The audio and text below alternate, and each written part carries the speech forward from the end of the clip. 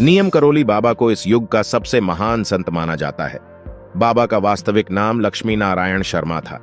नीम करोली बाबा हनुमान जी के परम भक्त थे, लेकिन उनके भक्त उन्हें हनुमान जी का अवतार मानते थे।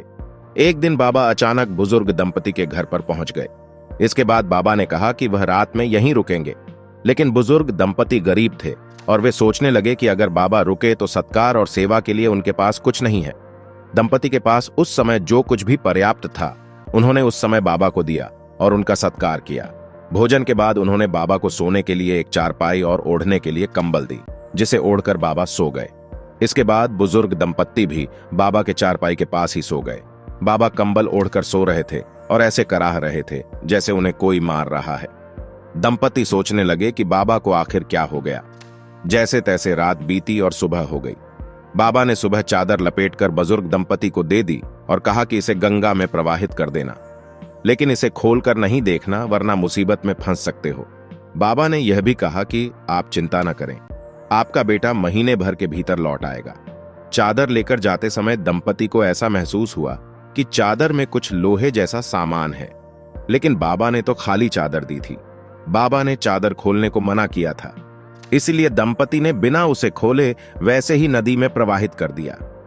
बाबा के कहेनुसार 1 महीने बाद बुजुर्ग दंपति का बेटा भी बर्मा फ्रंट से घर लौट आया।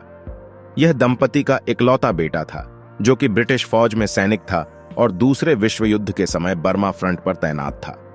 बेटे को घर पर देख बुजुर्ग दंपति की खुशी का ठिकाना नहीं रहा, लेकिन बेटे ने अपने माता पिता को ऐसी घटना के बारे में बताया जिसे सुनकर वो हैरान रह गए। बेटे ने कहा कि लगभग महीने भर पहले एक दिन वह दुश्मन फौजों के बीच घिर गया और रात भर गोलीबारी होती रही। इस युद्ध में उसके सारे साथी भी मारे गए, लेकिन वह अकेला बच गया। बेटे ने कहा कि मैं कैसे बच गया ये मुझे भी मालूम नहीं। उसने कहा कि उस पर खूब गोलीबारी हुई, लेकिन एक भी गोली उसे नहीं लगी। रात भर वह जापानी दुश्मनों के बीच लड़ता रहा और जीवित बच गया। दरअसल यह वही रात थी जिस रात करोली बाबा बुजुर्ग दंपति के घर आए और रुके थे। बुजुर्ग दंपति की आंखें भर आईं। साथ ही दंपति बाबा के चमत्कार को भी समझ गए थे। यही कारण है कि अपनी किताब मिरेकल ऑन ऑफ लव में रिचर्ड एल्पर्ट ने इस कंबल को बुलेट प्रूफ कंबल कहा है।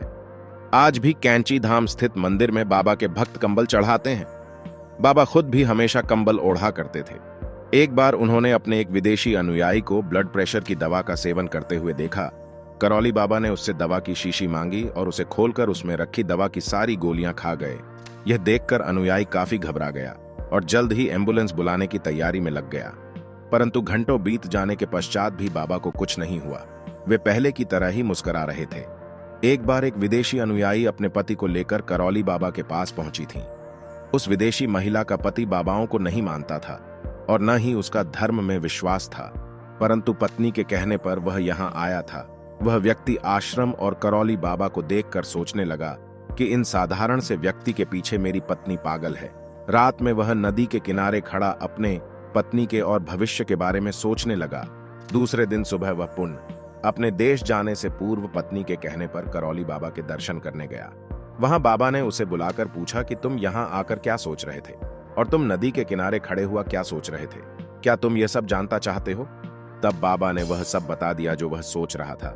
यह सुनकर उसे बाबा पर विश्वास हो गया। सच्चे हनुमान भक्त इस वीडियो को शेयर करेंगे और कमेंट में जय बाबा करौली की लिखेंगे।